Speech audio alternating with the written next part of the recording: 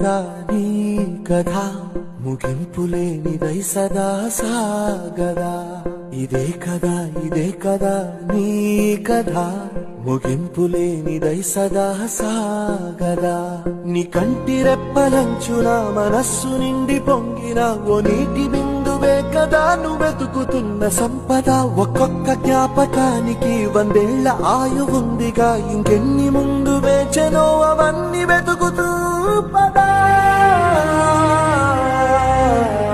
మనుష్యులందు నీ కథ మహర్షిలాగా సాగదా మనుష్యులందు నీ